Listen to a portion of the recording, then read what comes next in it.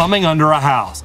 As you can see, I'm down in a hole. This is the same house that we showed you some repairs on the other day. What I want to do today, I want to climb around under here and show you what everything does and how it ties in.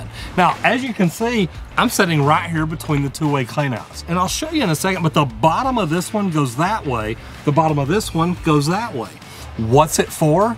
Well, if we stick a camera or a sewer machine in right here, take off the top, stick it in, it'll go towards the sewer main. The whole purpose of that, if there's a stoppage in the yard or a break in the yard, we could run a piece of equipment through here, get down there and look at it or clear it out. Now, say you've got a breakage right under the house. We could actually go in through this one and get back to it to see it, to locate it, to tell you exactly where it is. Or if there's a stoppage, we could run a sewer machine there, get to it, and not have to pull a toilet, go through a wall clean out, or go through a vent on the roof. So here's your two-way clean outs. This is where it goes into the house. Now your sewer line actually starts out at the main. But what I'm gonna show you today is what kind of plumbing you have under your house on your drainage system. Let's go. All right guys, come on, you're coming out here with me. Don't be scared, let's go. So guys, as you can see, these are the two-way cleanouts I was talking about. Now, see the way they're U-shaped right there? This side actually goes out towards the sewer main, while the other side actually goes down around back up under the house.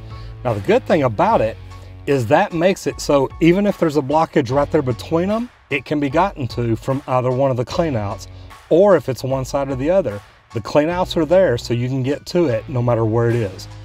This is what's under the ground on your two-way cleanouts at your house. Hopefully, you've got them. So guys, as you can see, the anchor is in the bottom of the slab. Now what this is where they made a repair here before. Now what I don't like about this is they apparently didn't use stainless steel hangers and rod, or I don't think it would be corroded quite as bad as it is. This is the first branch. This is a 2-inch line coming off of a 4-inch main. Now what's happening right here, this is the line that comes up and goes across to the kitchen.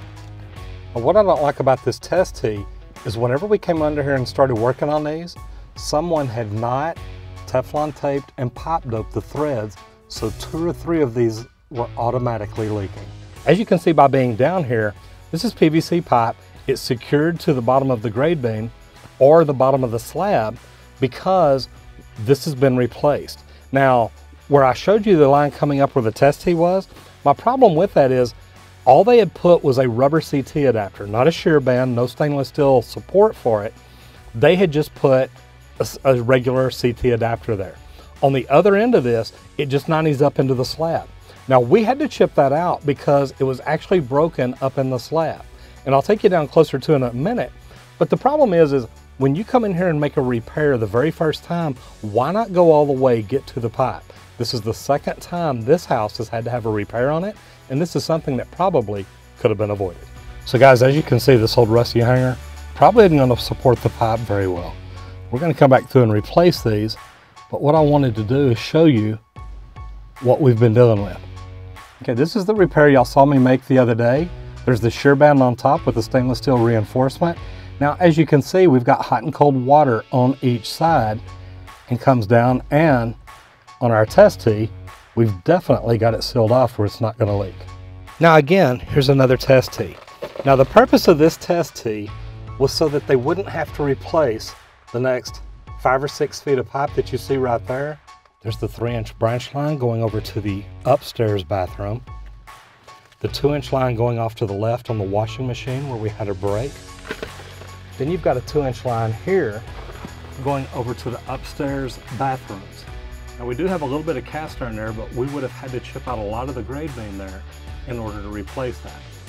Now on these lines going upstairs, as you can see again, you've got a 3/4 inch and a 1/2 inch water line going up there that actually goes up to a manifold and comes down so it can go over and feed another area of the house.